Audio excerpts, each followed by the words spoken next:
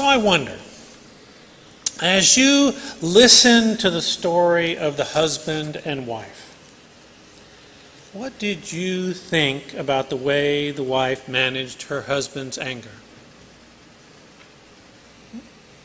Have you ever managed a potential conflict using a similar tactic? You know, the end of the story seemed to work out for the couple. The process by which the wife used seemed a little manipulative. Perhaps it was about being self-protective, taking care of herself. You know, sneaking her husband into empathy and self-reflection by putting on her apron even when she wasn't angry or upset, rather than just accepting the fez apron agreement as an authentic process that might have led to more connection, understanding, compassion. You know, I've read the story over a few times. It's in a collection of stories put out by the Unitarian Universalist Association, and so I thought, you know, what principles in our 7 principles does this kind of reflect on? And we have 2 principles that really talk about human relationships: justice, equity, and compassion in human relations, which is our 2nd principle, and 3rd principle, acceptance of one another and encouragement to spiritual growth. So let's take a moment to reflect on those. Acceptance and compassion. When you really engaged with those, what happened for you? I can say for myself that when I've really engaged with those, they have resulted in spiritual, personal, emotional growth for me.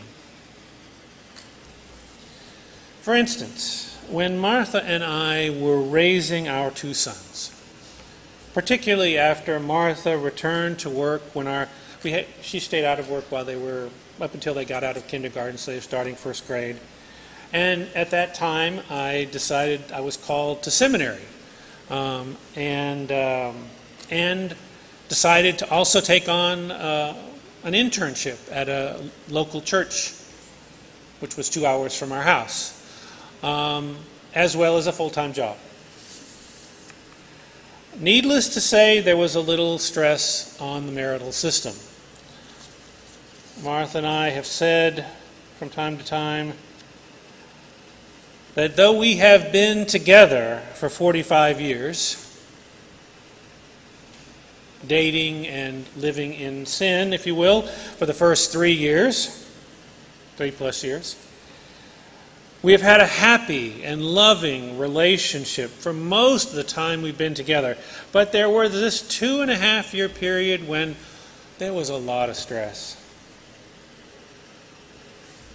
You see, Martha and I, we got married, we didn't have children, we were carefree for much of our early relationship. We didn't have children until after we were married almost 10 years.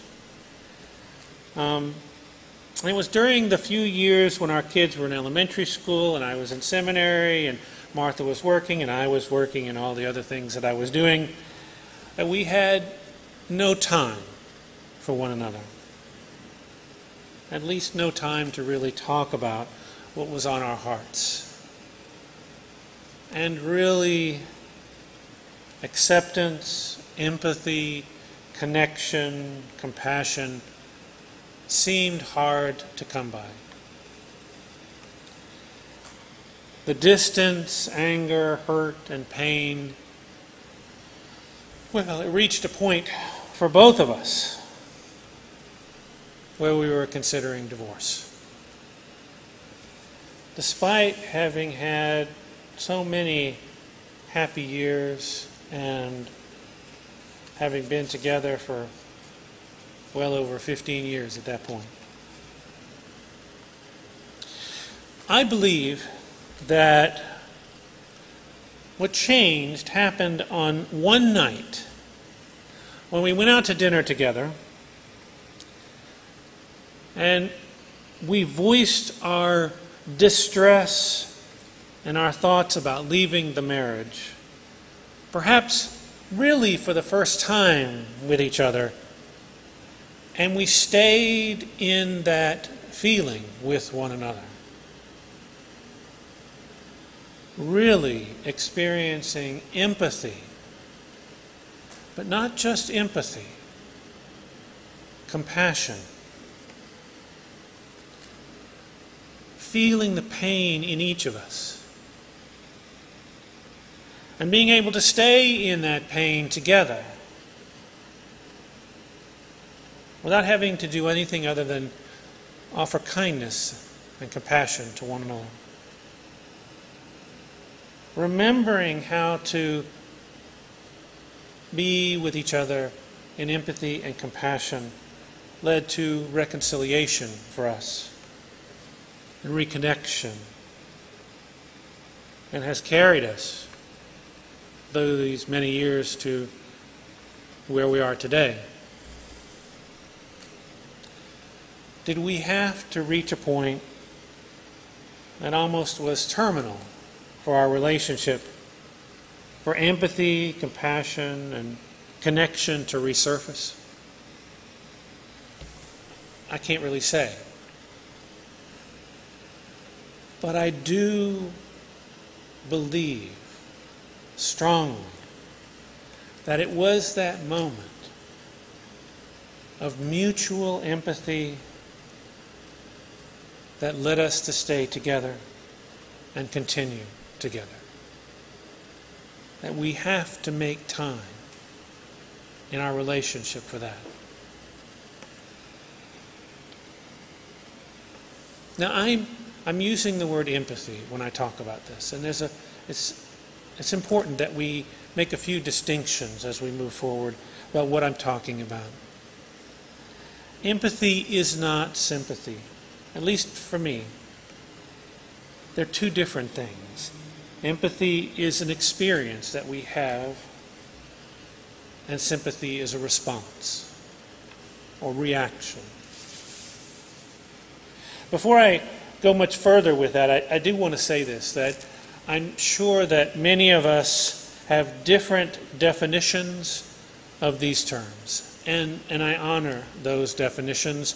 And what I say is basically from my point of view, my understanding of these terms. For some, sympathy is about feeling sad for another person that's in distress.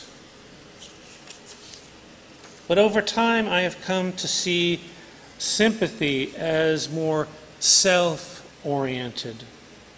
In other words, noting another person's distress from my own perspective, from what I'm feeling and thinking about the situation. And empathy is about putting myself in their shoes, feeling what they feel, trying to understand why they might be feeling that particular feeling. I believe all of us have the capacity for empathy, for feeling what another feels. But sympathy, at least for me, it's more of a self-oriented thing. When we're feeling empathy, sometimes it is what we do, I think, sometimes to make ourselves feel less distressed than it is to actually be of help to that person. Have you heard someone say, "Oh, poor thing, poor child"? Or, "I know how you're feeling because I experienced," or, "Here is what I would do if I were in your situation. That would make me feel better." These can be expressions of sympathy. And from my perspective, not always very helpful. But empathy is when you're one-on-one with someone, sharing their emotional experience. The challenge with empathy Well, you have to allow yourself to be vulnerable, to be open, to be willing to hold another person's pain. And we human beings, well, we generally try to avoid suffering and pain. You know, if we feel too much, we might run away or fight or freeze, not knowing what to do.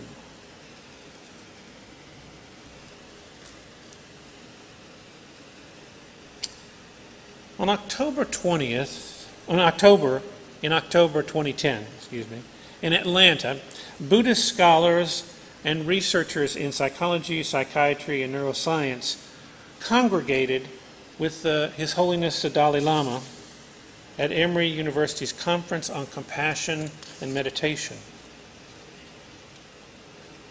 And the conference explored several of the many ways that meditation can be used constructively to deal with destructive emotions. Particularly interesting in these conversations were the recurrent attempts to articulate the distinction between empathy and compassion. Psychologist and primate researcher Franz B.M. de Waal began the conversation by identifying empathy as an automated, involuntary, biologically inbuilt reaction. Matthew Rickard, a Western monk, scientist, and author, continued the conversation considering how the experience of empathy without compassion would induce incredibly unpleasant, even crippling states. And he tested this hypothesis. He asked some meditators to open themselves up to the suffering of others without generating compassion. And it was unbearable. Then he said, okay, add compassion. And their experience was transformed. My friends, empathy does not by itself lead to compassion. It does not necessarily lead to the desire to relieve the suffering of others. In order to better cultivate greater compassion, it helps to define what you're trying to do while you're opening yourself up to empathy. You're holding, caring in your heart, loving kindness in response to distress or suffering.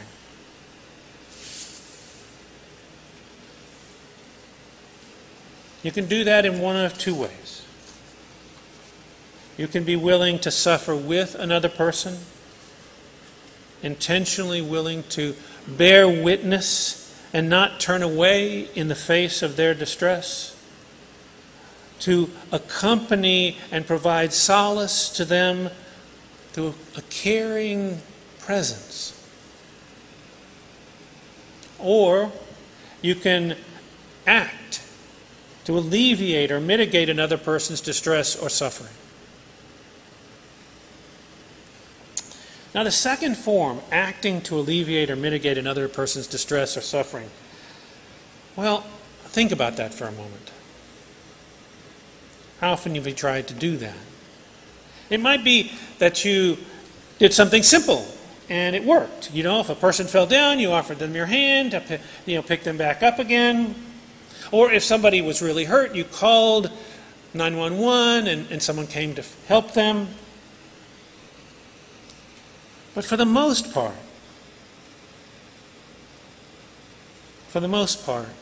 we really cannot alleviate another person's suffering or pain. We cannot take it out of them. What we can offer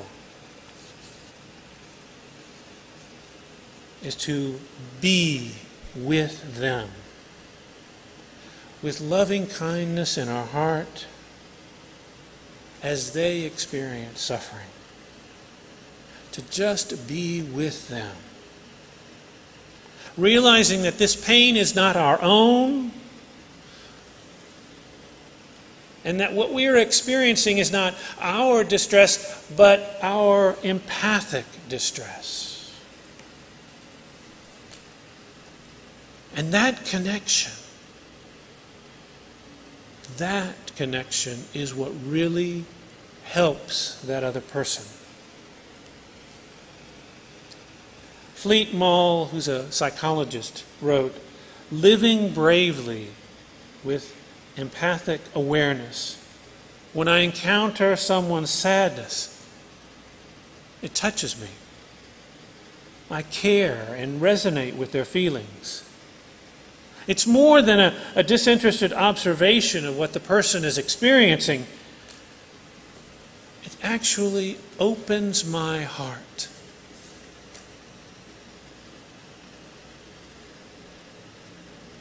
It opens my heart.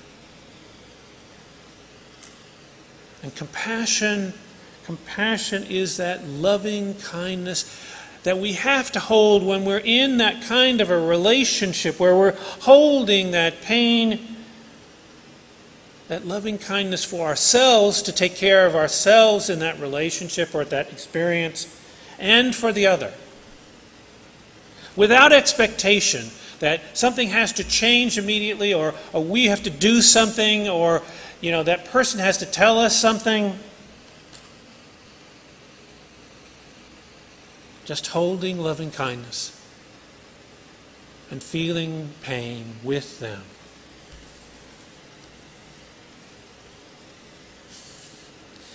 And here's one other important thing. As we are there with them, and we're holding that loving kindness, and we're feeling their pain,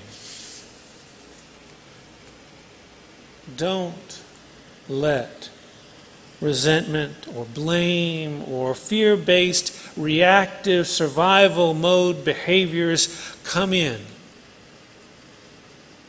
This will disengage what we're offering, what they need. Hold yourself as long as you can in that space with them. But also loving kindness means that you can step away,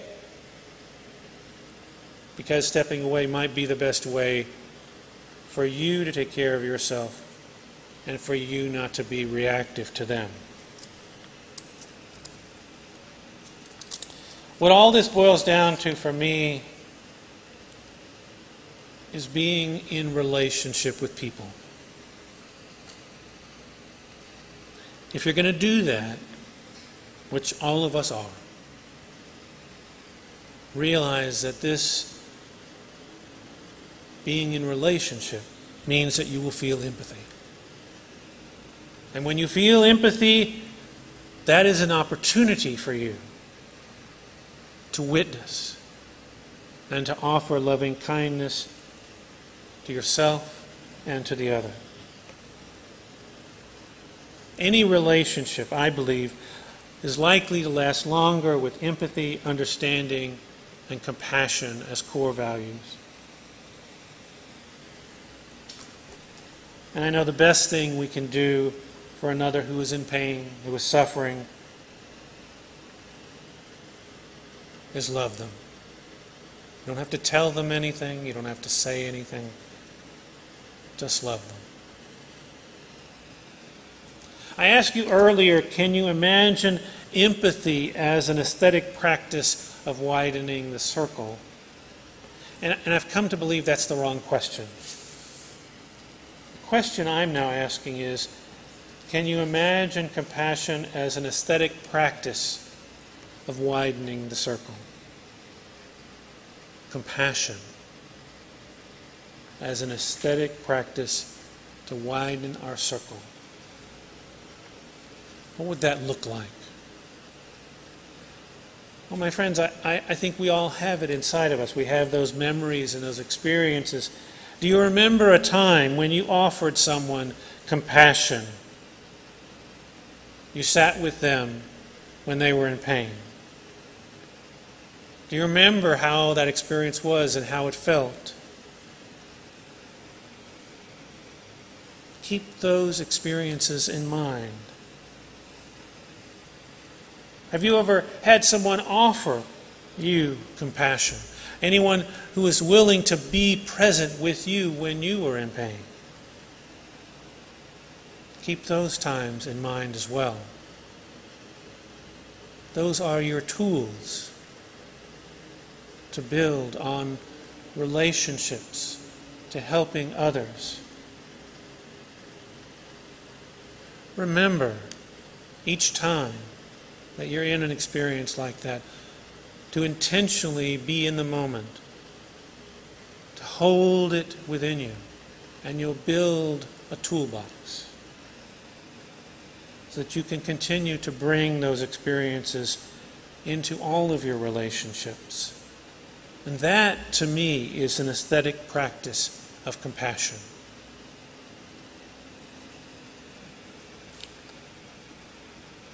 The wife said, "We human beings have been cursed with tempers, but we are blessed with wisdom." Perhaps we could both agree to end our bad habit of being angry and decide instead to always be kind and compassionate to one another. And the husband said that would be wise. And that is what they did.